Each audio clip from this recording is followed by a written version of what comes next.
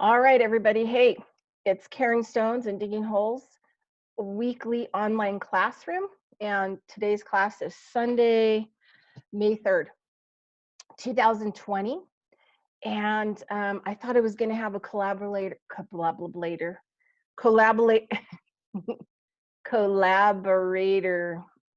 for this class, but they got busy, which is fine. I'm still going to go ahead and do the class. This weekend, last couple of days, have been pretty crazy. Right before I was getting ready to get on the class, one of my clients had a, full kind of a nut job rama. So anyway, I'm just gonna refocus and kind of, get my head on straight, pull on my thinking cap, get myself all straightened out. All right. Okay, so I wanted to talk kind of as a basic, like a basic kind of idea around farming. So I'm a full-scale biodynamic farmer. Mostly I do consulting. I'm kind of not making biodynamic preps. I would buy them and help utilize them where needed. In the future, I want to have, I want to have an off-the-grid farm, full-scale biodynamic farm, looking at a 50-year build. And that includes restoring all the ecology, all of the area around it to pristine, microbial rich. And so I've studied a lot of Steiner, a lot of nutritional stuff, biodynamic stuff, soil stuff. I'm completely on the organic biodynamic spectrum. And also as an osteopath, traditional osteopath, nutritionalist that specializes in different types of baseline nutrition than most, and herbalist, and farming, urban farming too, and also involved in large scale land restoration, more in a cultural appropriateness philosophy. Yeah, so those are kind of like the places that I'm in. So when we talk about food production or growing food, which I think is like a super important topic that people really need to start talking about. I mean, in cities, there's not enough food, any way, shape, or form to feed everybody in a city 3 meals a day. Not to mention the animals that we may have. Cats, dogs, the birds, all the different kinds of indoor animals that we've adopted and we take care of and we have. There's not enough food for us in these scapes. There's not enough food for them as well. And there's not even, if we're going to set them free, there's nowhere where they could hunt and actually go get food, because we're living in food deserts. And those are food deserts for animals and insects, and also full food deserts for animals and people. So what is a food desert? A food desert is something, let me just turn off, I've got like a background thing going on here.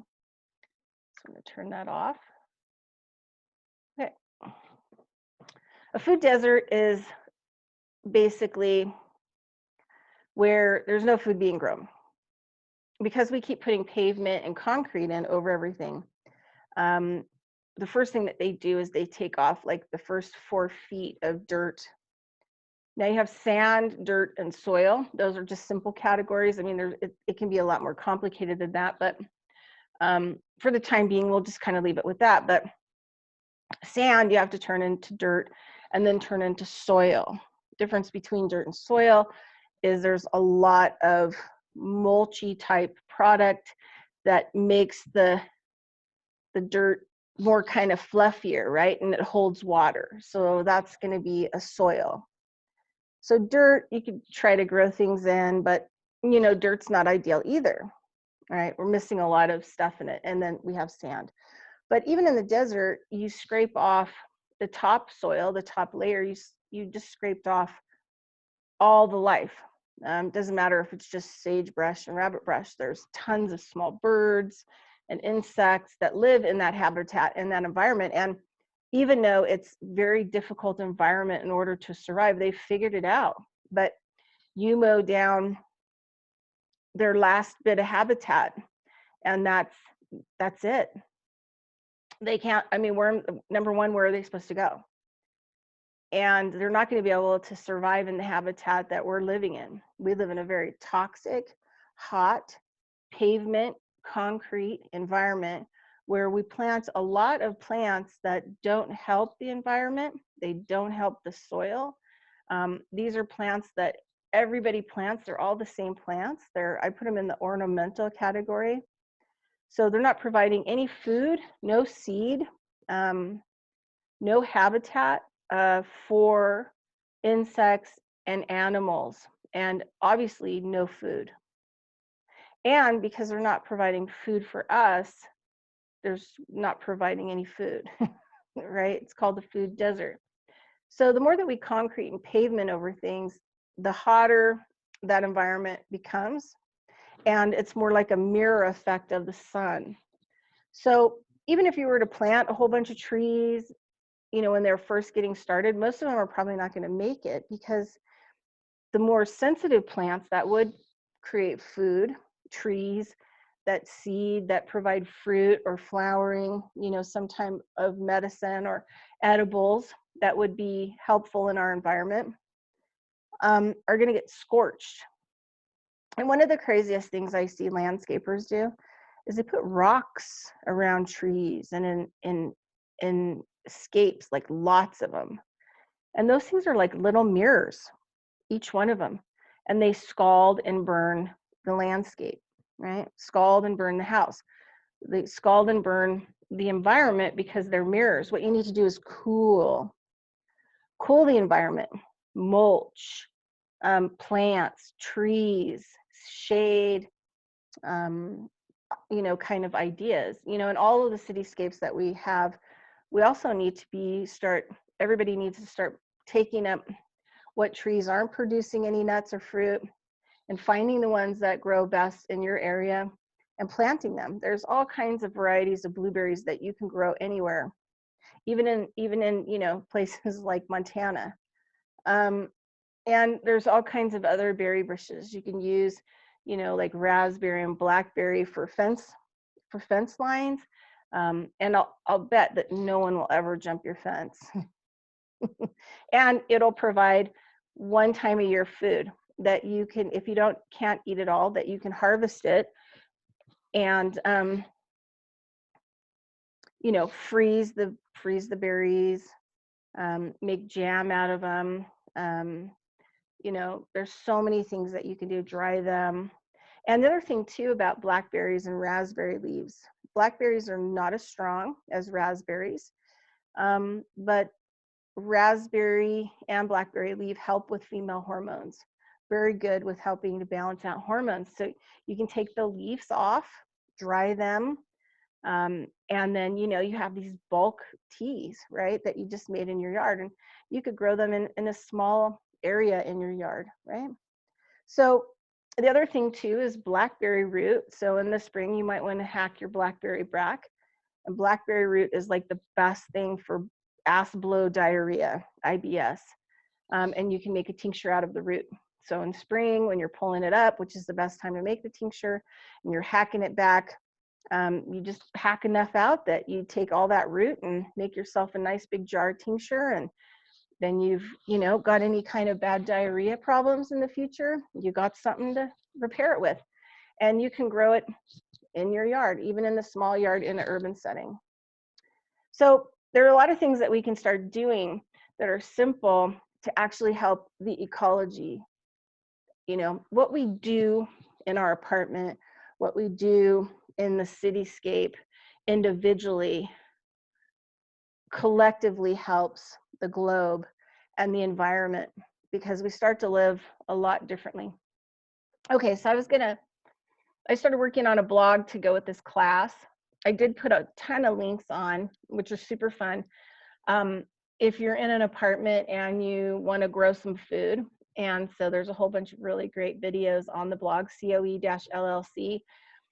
And let's see what the blog is. That way you can go look at the blog. I'm not completely done with it. I've got a few more things that I'm going to add to it. But let's take a look. Ooh, look at my awesome new education class advertising meme. It's so awesome. I found that picture of all these rocks. It's like an artistic thing. Somebody found beautiful rocks and then made, this beautiful art from it. So I had to put that on. But anyway, all right. Let's roll on down. That's me and my friend Terry. This is when I was teaching biodynamic composting class like 2 or 3 summers ago, and we're doing the build.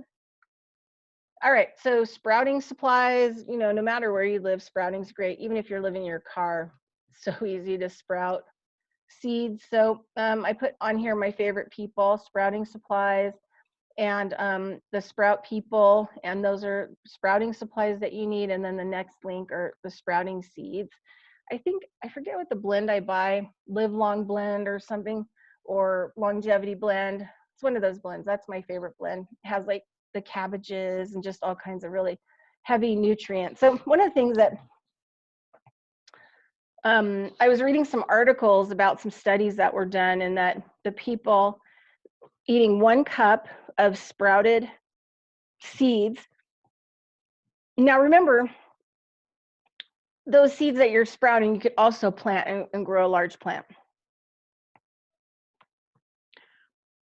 And when you sprout the seeds, you're going to eat them small before they actually grow fruit, like a cabbage or broccoli or any of these things, right? So at some point, you're going to have to make a decision about if those seeds are going to go in the ground long term, and then they'll go from seed to seed, because some of the plants you'll harvest and eat, some of them you'll let go and collect the seed from. So then you have food for the next year and the next year and the next year and the next year. Sprouting is only good if you can keep buying mass droves of seeds from people to keep the sprouting, because it's not going to go into the vegetable or fruit, because it's not going to go that far. And it's definitely not going to go seed to seed, right? So you're not going to be able to continually grow food. That's not going to happen. So something, to think about. But if you are in an apartment or your car or RV or whatever else, seed sprouting super easy. 1 packed full cup of sprouts is equivalent to what most people in the United States eat in 2 weeks. That's how terrible we eat. That's the nutritional end of it. And for me, I try to get a lot of my clients away from supplements because diet matters. And so I'm all about food as medicine, soil as medicine, herbal remedies as medicines, and less supplements and all this other stuff, because the other stuff's not going to last. If you get into a situation where you have land but you can't afford to grow food, but you can't afford to buy food, all that moringa and all that other crap that you've been buying and all those supplements are gone. So it's better to focus in on fixing soil and getting things together in a way that you can actually grow the food and actually ingest it. And because everything is so nutritionally depleted, cooking your food over, I think, 80 degrees kills, anything good in it. So there are a lot of things that are really important that's in food that I call silent nutrient. Filtered and structured water, because the plant, as it pulls the water up, will clean and filter out stuff that it doesn't want or doesn't need. Also, it will put stuff into the water and the soil to help benefit other plants, right? So it's important that everything kind of grow together because they filter systems together. Another thing is that the roots of plants actually help water to filter down into aquifers, right? To filter deep down into the ground. If the ground is flat, It's been all the plants, even bad, good, or indifferent, have been pulled up. That dirt can't absorb water.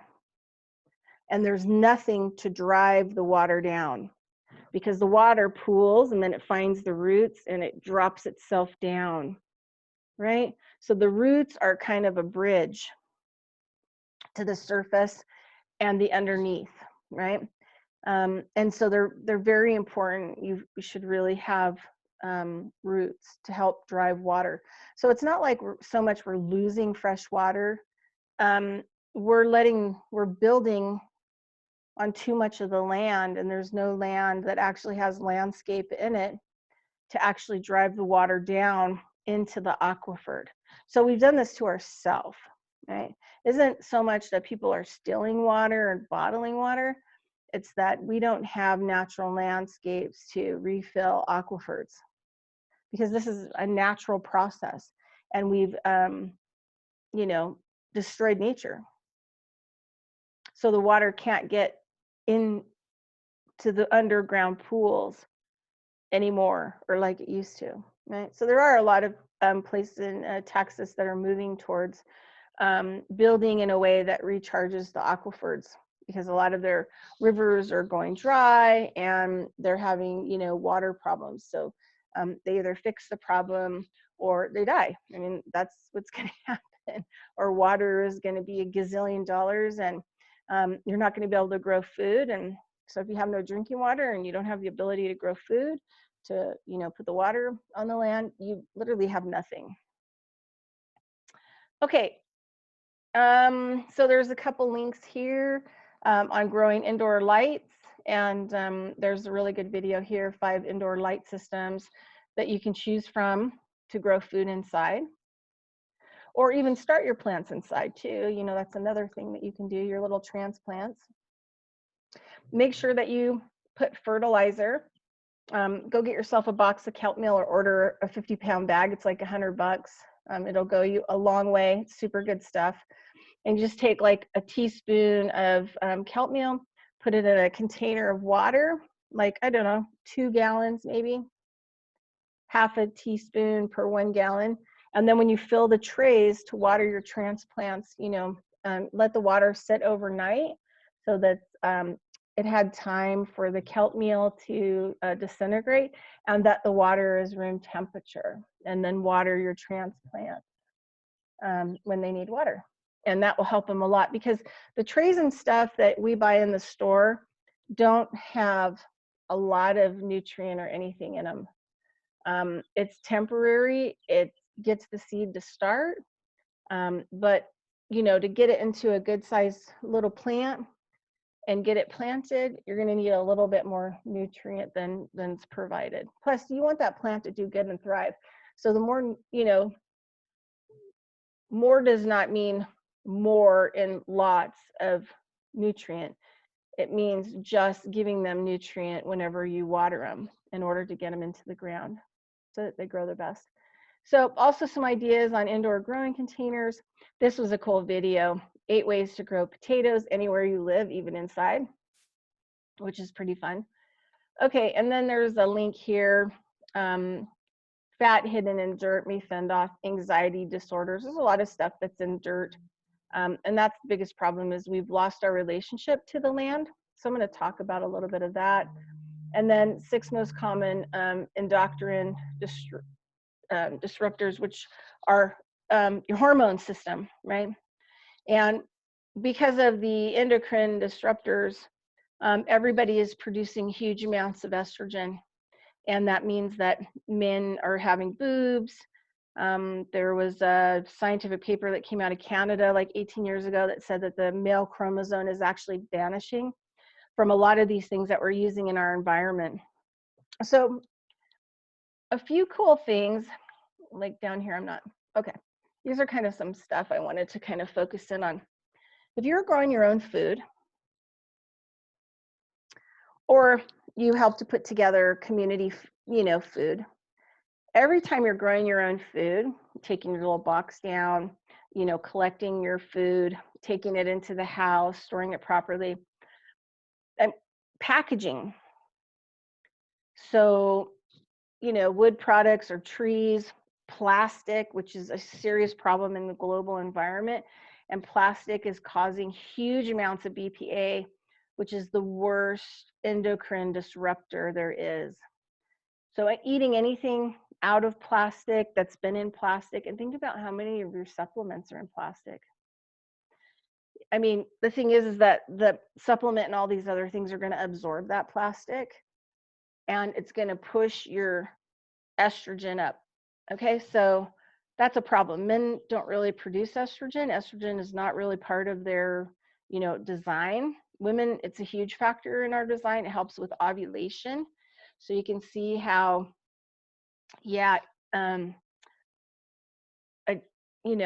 that would be a really bad hormone for anything male, including male dogs and male children and male babies and men in general. So there was a study, there was this pond like in Kentucky or something like that, someplace like that. And they were doing like a frog study just to see the condition of the frogs through this whole state, because you can tell a lot about what's going on with the environment by looking at the frogs. So they found these ponds, had pretty much predominant female frogs, and they were not really finding male frogs. Well, what they did was they, kept isolating. So they took the frogs out and isolated them, and then those frogs laid eggs, and then they had male offspring frogs, right? So, they were like, well, we don't know what the problem is. Well, what was happening is that, the females would lay the eggs, then there would be male and females, tadpoles hatched. And then a short period after that, the male frogs would go female to the point where they could actually lay eggs. And so what they found was that there was so much plastic particles and stuff that had endocrine disruptors in the water that it was basically halting the male frog. Yeah. So if it could do it to frogs, and we're saturated with plastic, you're wearing it, all your bras, polyester is plastic, folks, petrochemical, right?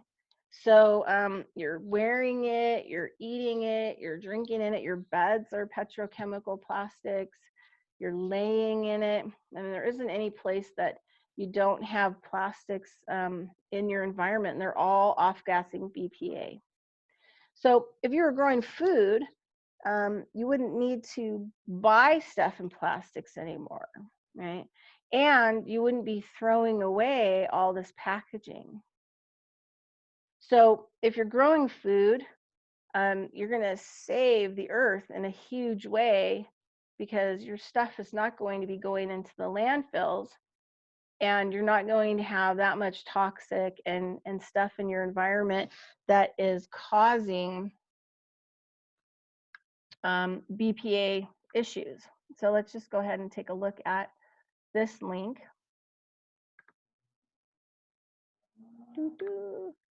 Okay, let's see what we got. Hopefully you guys can see this. But anyway, it's a link on there. Okay, so this was like the 6 top endocrine disruptors.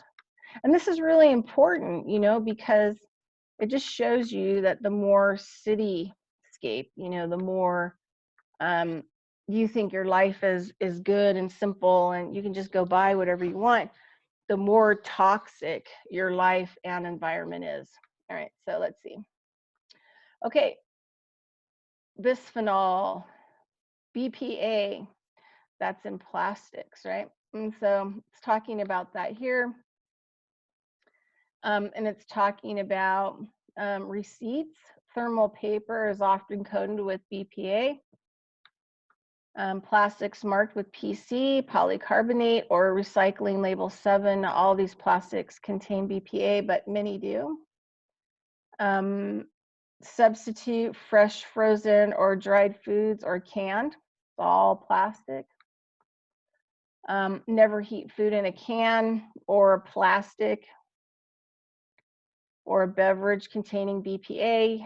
Yeah, because it's super, super toxic. Okay, and then phthalates.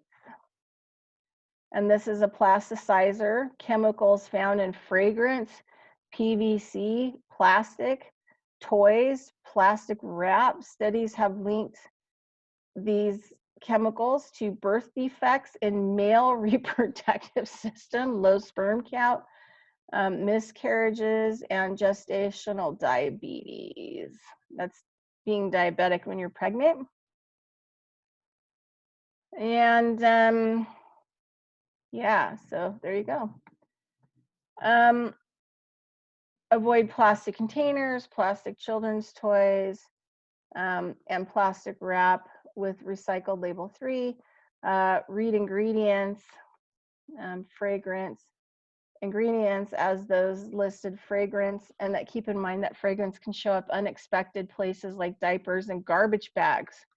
So it's highly toxic and it off gases. The one thing about plastic is that plastic starts, anything that's made with petrochemical starts to off gas as soon as it's made and break down. So there is no safe plastic. Zero. Sorry. Or foam, or anything that's plastic foam, like your bed. Oh yeah, and those you know, adjustable beds and all Tempur-Pedic. Yeah, those things off gas so much bad chemicals that as soon as you put them in a room, you can smell them, even if you haven't unwrapped them yet. It's like so toxic.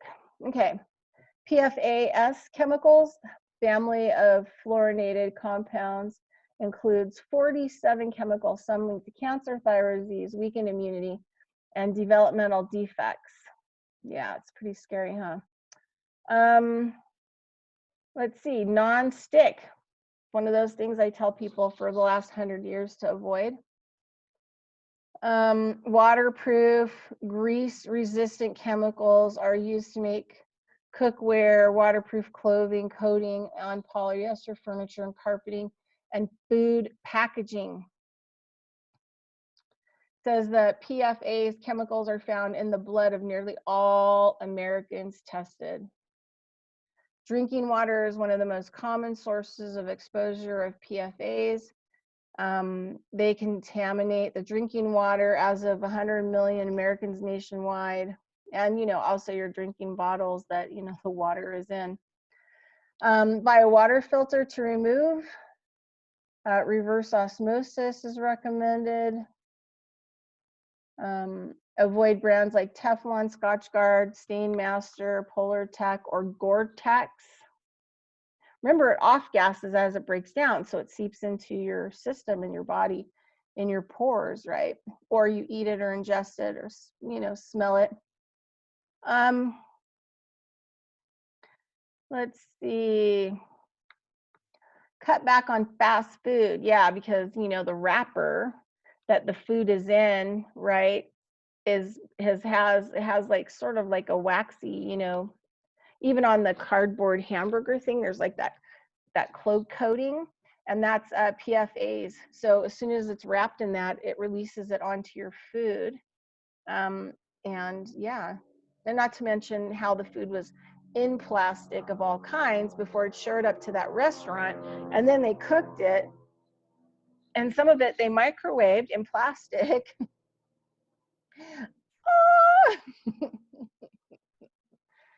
All right, and then the popcorn on the stovetop.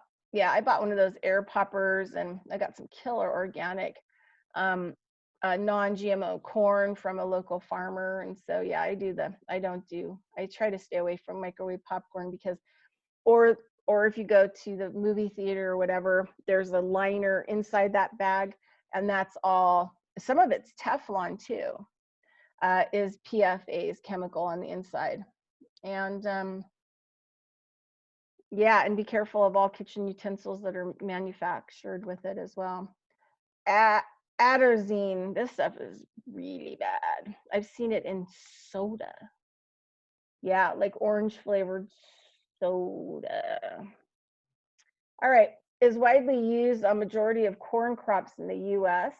It's pervasive contaminant found in water systems, nearly 30 million Americans in 27 states.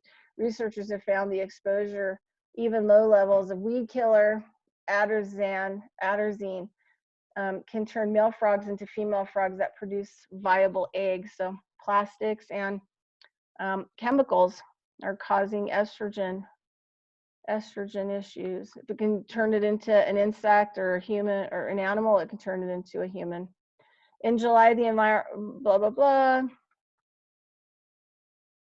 And so there's, you know, cancer attached to it, Parkinson's disease, breast tumor, delayed puberty, prostate inflammation in animals, cancer. You're getting it in your drinking water. Get a certified atrazine by organic produce, non-GMO. And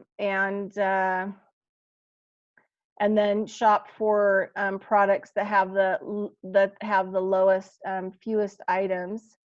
And you can go to this shopper's guide right here to actually help you to figure that out. All right, which is cool. All right, let's go back to flame retardant. So flame retardant is on a lot of stuff, and it's in your bed, it's in your mattress. If you have foam, if you have petrochemical foam in your bed, which pretty much everybody does, and we wonder why babies die, because they're in toxic beds. They get really hot, and those beds are off-gassing. They're breathing in petrochemicals and flame retardants. So, you know, SIDS, you know, I wish they would just tell the truth, that the environment on the baby is toxic, and what they're sleeping in is toxic, and their bodies absorb 90% of their environment. So this would kill them between the petrochemicals and the chemicals and the endocrine disruptors and the flame retardants. You know, how could they be okay? All right. So for decades, Americans have been exposed to flame retardants in mattresses, upholstered furniture, foam cushions, baby car seats. It's kind of interesting because they should say baby beds and adult beds, but they don't. Insulation and electronics. The chemicals have been linked to hormone disruption, cancer, attention and IQ deficits in children, because it, you know, damages the brain. Though most toxic ones have been phased out of the US, but you know, this is the thing. The EPA is starting to go backwards. So a lot of this stuff, they just rename, right? And they bring it right back in. So, you know, the old name of the thing may have been taken out, but it has a new name, and then it's put back out on the market. Flame retardants migrate from products to indoor air, household dust, and you inhale them, ingest them, and absorb them through your skin. And the worst is laying on the mattress or the furniture or the bed or sitting in the car seat while you're sweating and your body's pores are open and it's off-gassing and your body is absorbing it, because that's not mentioned here. Okay, flame retardants migrate from products in indoor air, dust. Okay, so we already looked at that. And this is the other thing. Biomonitoring studies have found flame retardants in the bodies of Americans nationwide, and children often have higher levels than adults. Of course they did, because they absorb everything in their environment. And then, you know, the other thing too is you put a plastic diaper on the baby that's off-gassing petrochemicals, that's an endocrine disruptor that causes cancer. And what's even scarier is female products that are white, that, you know, some of them are bleached white. Even if you get the cotton ones, usually there's dioxin that they've used to make the cotton white. Dioxin is like the worst cancer-causing agent of all time. And you shove that up your hoo-hoo, right? Or you wear it on your underwear while you're like hot and sweaty. And yeah, so it's called death, folks. And then a lot of the plastic diapers now, all the extra absorbent in there is all plastic material. So yeah, so now, you know, your baby's wearing a diaper longer because it's more absorbent, and the more warm pee and her hot body, their hot bodies, you know, are breaking down the diaper, the more that their body's absorbing this really toxic crud, and also cancer causing agents, and all those other plastic, you know, additives, because there's different types of plastics like in a diaper. So it makes it even compounded even more. Like, you know, a diaper is a toxic death trap. You know, you want to know why your children have cancer? Maybe those diapers. And then you put them in clothing that's, you know, it has plastic in it, put plastic shoes on them, sleep in a plastic bed, and put all those really toxic chemical things into their bath. You know, oh, I'm surprised babies even make it. And then it kind of goes in here and it talks about that. Let's see. And then you can go ahead, and this is also talks a little bit more about some other stuff that's in our drinking water and stuff that's highly toxic. That's an endocrine disruptor. Okay. All right. All right. So we talked about saving landfills. All right. Now, if we don't eat food and grow food in a soil way where we're actually restoring the soil, we won't be able to clean up the water, we won't be able to clean up the air, and we won't be able to rebuild and fix the ecology and the habitat on Earth. Now, I'm really not an advocate of aquaponics or those stand-up aquaponics machines. You know, a lot of it is non-biological nutrient, and you know, I just wouldn't put that kind of nutrient into the water to grow my food. And the other problem is that the tower and aquaponics are mostly plastic. So here we go back to that plastic idea. So you're growing your food in plastic. And not only that, but water is a solvent. So it can clean, which means that it could break down. So the water going up and down in these towers is also breaking down the plastics and making them more viable to be ingested into the body, which is not a good thing. So I'm for natural farming, permaculture, food forests, anything that's helping the habitat and fixing the habitat. And that helps the ecology, and we're helping fix the earth. The aquaponics, I'm not an advocate for either. This, you know, growing on the side of the building. Now I see why we have to do that. There are a lot of people that are going to need to be fed, and our food supplies and food is ending. The way that we've been growing food and how we've been getting food, you know, like we're getting cantaloupes from Honduras. Honduras driving is like 5,000 miles away. I mean, there's no really possible way other than the way the things have been set up, where they have people in those farms that are slaves. They're not making any money. They're using probably not that great of seed that they get a hold of.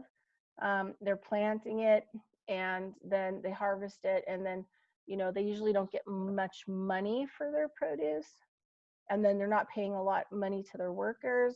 So these are like slave, you know, slave places that we're getting our food from because of NAFTA and free trade. Free trade is not a good thing. It's not good for the environment. It's not good for people. It's not good for the animals. It's not good for the water. It's not good for the air. Because the resources are stolen. And usually the farming methods are really awful farming methods that actually hurt the environment, because it can't be sustainable. So, you know, for you to get a $3 Honduras cantaloupe in the market, probably what that cantaloupe fair market value, commercial cantaloupe that's non-organic, would probably be $18 per cantaloupe. that would be probably about the equal value for the farmer, the farm, the water, the soil, the seed, and to the people that are working on that farm. So we have to start thinking about food shortages, these farming practices that don't make any sense, and growing food wherever we can. And food is going to cost a lot more money because we can't continue to grow it in the toxic ways that we're growing it worldwide. We're at a game over period.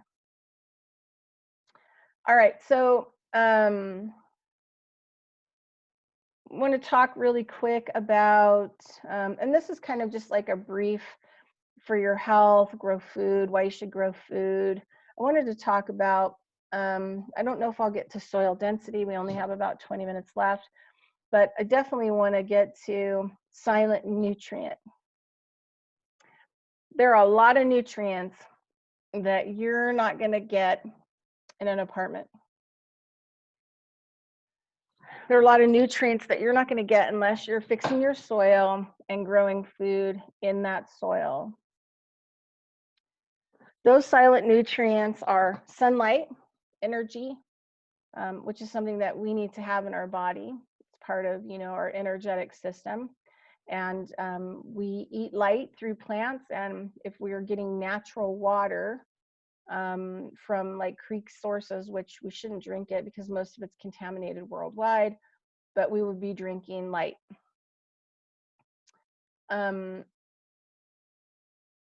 So sunlight is a huge factor. When plants have the right components, green leafy plants create natural DMT when eaten raw. So it actually can elevate your consciousness considerably because you do have ports for DMT.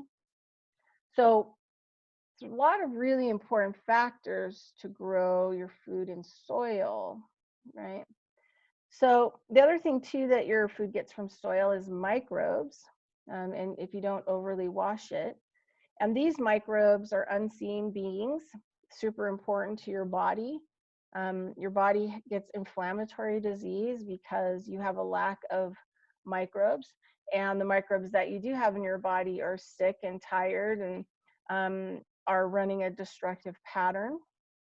So the only way that you can get healthy microbes into your body that you can manage is to grow food in dirt, and then maybe rinse it and eat it, right? Have a relationship with it, make a nice salad. That's why I always tell people, if you have a little place to grow food in the soil, grow lots of leafy greens, right? Because then you can substitute your diet and you're getting those microbes. And another thing too that plants have on them is a bacteria. So most vitamin Bs that you're going to buy on the market are no bueno because they're not a bacteria. Your body needs the bacterial variety. Most nutrients that you are getting are non-biological, which means that they're not helpful. Are they going to make you feel better? Yeah, because you're totally nutrient depleted. But is it exactly what your body needs and understands? No, not even close. So plants will grow bacteria on them, which is also something that you can't see. But if you cook the plants, then you lose that bacteria. So, a good nutritional thing is to grow lots of green leafy vegetables year round, and make sure that it's 25% of your diet, because you're going to get a lot of silent nutrient. Now, if you're dealing with soil, there's another nutrient. I could go on and on and on about growing food and the nutrients that you gain that you cannot get. You may be able to buy it and take it, but it is not even remotely the same, okay? So having soil, living on soil, tending that soil, there's a thing called carbon, biological carbon, a positive carbon, biological carbon, that your body will breathe in, or that you walk on it, it's absorbed in, and then the food that you're eating from the soil is ingested. Reason why a lot of people have bone problems, you can have arthritis without pain, but a lot of the reason why people have degenerative type diseases is because they don't have biological carbon in their diet. And that is only something you can really get from your environment. Now, there are people taking, I think it's called carbon 60 or something like that from Russia, to help with some of this generative stuff. And, you know, it does put nutrient into your body. Also castor oil packs on areas that, you know, have a lot of pain, bone pain. Over a period of time, that carbon goes back into the system, and then the bone pain and that pain will reside for a while. But mostly it's about being in that soil and regenerating that soil is where you're going to get a lot of nutrient that I call the silent nutrient in the silent nutrient family that you're not going to be able to buy and you're not going to be able to pay for. And in cityscapes, there is no positive biological carbon. Go out there and look. Because your parks aren't, because they put fertilizer on the grass. There's grass there. There's a lot of, you know, heirloom, ornamental type trees and whatever in landscaping, but it's not off-gassing carbon, biological carbon. The biological positive carbon areas can take down way better than Oregon, right? Way better than Oregon energy. Will take in what's falling onto it, eat it up, and then off-gas the positive carbon into all systems, right?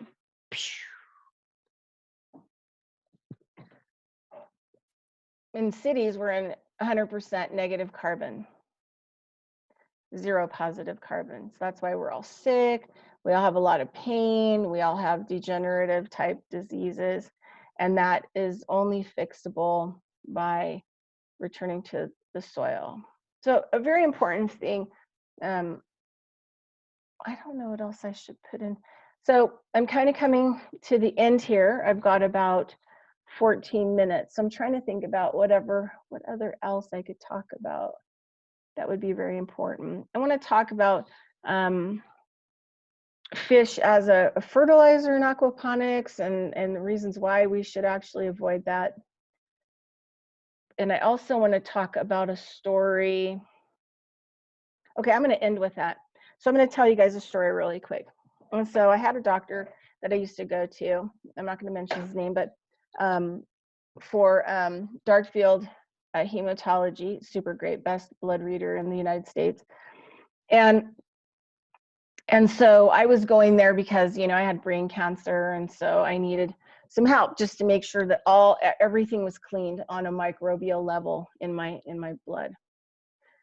And one of the things that I noticed with my blood up on the big screen and us looking at it was there's this like little teeny worm, and I said, oh no, I probably should do a parasite cleanse. You know, I haven't done one in a while. He said, no. He said, we want to see, like, you know, if you're pooping out parasites, you better do a big parasite cleanse. And it's good to do a parasite cleanse, you know, like every 5 years, do one for like 6 months, you know, really clean it out. But when you do these parasite cleanses, it's also going to kill the microbes that are good in your system as well. So in our environment, we don't get them replaced. So there's got to be this, you know, incredible balance. Can't go from one extreme to another because you could kill yourself. And so he said, no, we want to see those kind of microbes in the blood, because if we don't, then you don't have anything in your blood. Your body is a compost. And so these microbes are constantly tending to the compost. And so, you know, if you've ever composted, you throw the yucky material out there, stir it in the dirt, and then it eats it up. Everything in there eats it up, right? Those are microbes, right? Some are visible, like worms and stuff like that, but most of them are non-visible. And so what they do is they eat it up and they turn it into something else that's beneficial, right? They turn garbage into something. They turn toxicities into something positive. They can eat up heavy metals and radiation, a lot of these other things. Microbes are unbelievably fantastic. Unbelievable. Life wouldn't exist without them. So I said, oh, okay. So he said, no, we want to see those in your blood because, you know, you're a human compost. And that when we see those microbes in your blood, we know that you are being composted properly. If you didn't have microbes in your system, which a lot of people don't, you're dying, you're sick. So another reason why we should be growing food and being in touch with the dirt and the soil and making compost so that we don't die of microbial sterilization and depletion. And in a lot of countries they use pleomorphic. Germany's been using pleomorphic medicines forever, which is the positive. Say you have candida, your candida has gone into plant mass. That's what it does. It grows into a root system, not a stem and a leaf because there's no sunlight, but it starts to grow root masses, and then it punctures through your organs because it wants to grow up to your brain because it wants to take you over. That's why you get compulsive about things and you can't stop yourself. I mean, there's a lot of reasons why, because you're not eating food from the land, you're not on the land, you're not getting these silent nutrients. So a lot of this anxiety and this compulsive behavior is actually not having your microbes working properly in your system, having overgrowth of things that have gone into root mass, plant root balls that are become parasitic and taking over the system to control the system. So living and sitting, that's why a lot of people have depression. They can't manage their lives. Everything's controlling them, and it's controlling them from the inside out. And what can help that is to go back to the land and working with the soil and the dirt and eating food from those processes. All right, last thing I'm going to talk about is why, another reason I would not have aquaponics on my land. I do a whole bunch of other stuff, lots of different kinds of greenhouses, biodynamics. I even do some permaculture areas. But you would not find aquaponics on my property any way, shape, or form. Number one, the plastics are a problem to me. Number two, if you have to buy pre-made nutrient, it's not usually biologically designed, right? It's just a nutrient and something, even if it's organic, that's put in the water that gets the plant to do what it doesn't really want to do. It doesn't want to grow in a cube, and it doesn't really want to grow in water. We have plants like that like to grow in water, and they're usually growing it around waterways. Algae is one such plant, but you can't grow a lettuce head from an algae. So obviously that's not going to work. So the other thing too is like in medicine, if like you look at Chinese medicine, you don't want anything that's too watery, right? You need to have all the elements balanced. And a plant already has a lot of water. It's already got watery. You don't want to add more watery to it, like some soil, sunlight, especially if you're growing indoors. It's not getting the fire element as much as it should, the soil element. It's out of balance, and it's going to make you more out of balance. Is it going to be healthier than eating a Big Mac? Of course. And that's what I tell a lot of my clients. What is your best choice? Big Mac or sprouted, sprouts that I did in my kitchen? Well, sprouted sprouts in my kitchen. What's better, some commercial grade lettuce or a taco from Taco Bell. Oh, that commercial grade lettuce that you've got in your fridge, So you've always got to be balancing it out, making just a little bit better choice. And sometimes we don't have all the choices, but that's why we just keep working at it, right? So this conversation was about 20 years ago, and it was with one of my friends. She also was my client, and she was a doctor, a family, medicine doctor. She'd been being a doctor like 20 years or something like that.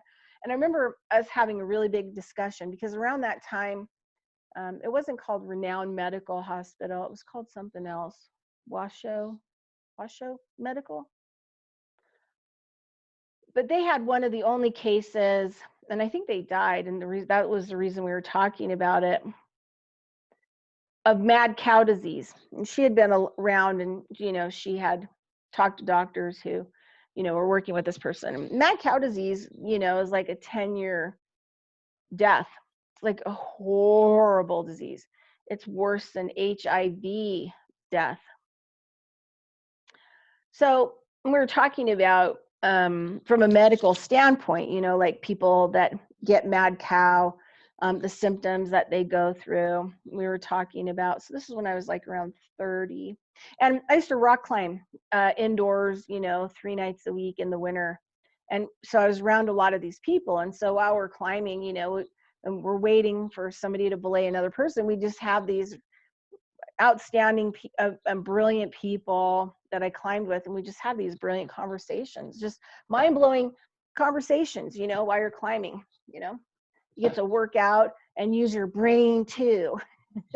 So one of the things she said was that, we talked a lot about mad cow, and it wasn't a very public thing back then. I think a lot of people don't really even understand what mad cow is. So it was also during a period where they were starting to do salmon farming.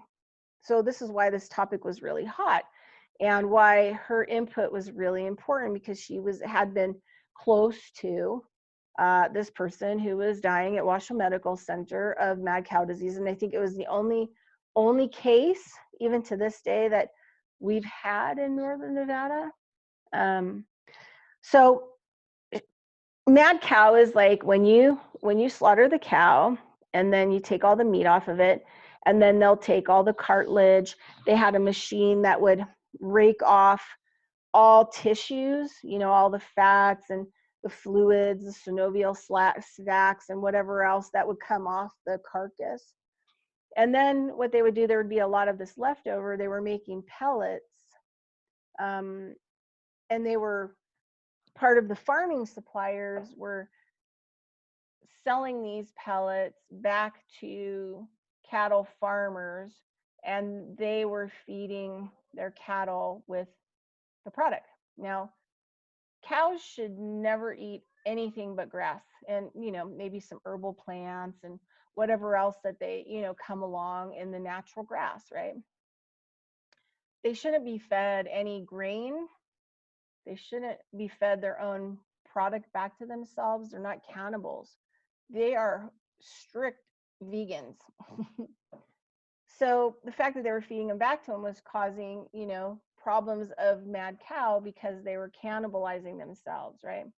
So the cannibalistic thing is really important, right? Because it causes a lot of brain disorders and wasting diseases once it takes hold. So eating human flesh is like the same thing, a lot of wasting diseases. I know I was looking at a lot of photos of stars who all of a sudden had this wasting disease, like Johnny Depp, and it's because they were eating human flesh. They were drinking blood, adrenochrome. And also, in the 70s and 80s, doctors in the United States were prescribing a similar product of adrenochrome. So this stuff has been kind of out there for a while, but you're going to have wasting disease, you're going to have brain damage, you're going to have all kinds of neurological problems if you eat your own kind. Now, that's just kind of like how it is. So back then, when they were starting to get these salmon fish farms going, my doctor friend, so we're talking about mad cow disease, and she had this serious concern about these salmon fish farms. And, for good reason, because, getting mad fish, she's like, if we're dealing with it in cows, we can deal with it in any other type of species. And then humans eat that, and we get that disease, right? We get the mad fish, the mad cow, whatever else disease. Well, she was right. About 10 years ago, I saw a whole bunch of studies were being done on these fish farms in the ocean, where they have these big nets and they put the salmon in there, and they grow up and develop, and they swim around, and they feed them pellets. And I wasn't sure what kind of pellets, but number one, nature animal shouldn't be eating any kind of human processed food at all. So they were finding that these salmon were kind of becoming aggressive, and that their characters were changing because they're put into a predatory situation. Instead of, swimming together and, oh, I'm going to swim over there and eat that and do this and do that, and we hang together or whatever else. Now we're competing. We're in a competitive cycle, which makes them kind of more aggressive and predatory. And so what was happening is that because of this, whenever the pellets would come in, like once a day, it would be a really aggressive situation. Now, there still are people fish farming, right? So because, people haven't gotten a mad salmon disease yet, but it's definitely something really important to think about. So what would happen is that some of these fish would get injured, or some of them were sick because they're just being kept in a totally non-natural state. And fish started to cannibalize the ones that were sicker, right? So they would eat up the ones that were sick or weak or injured, and cannibalize each other. So in a lot of the aquaponics that people try to do naturally, they don't really think about this. They're taking fish, they're putting them in containers for the fertilizer to fertilize their plants, and they're taking an animal and putting it into a man-made environment. Usually has plastic endocrine disruptors. These tanks that they put the fish in are plastic. And then, they're feeding them one type of plant, usually like a duckweed or something like that they grow on the land. So these fish are adopting a lifestyle that is not inherent. It would be like taking you and putting you in a cage and then throwing,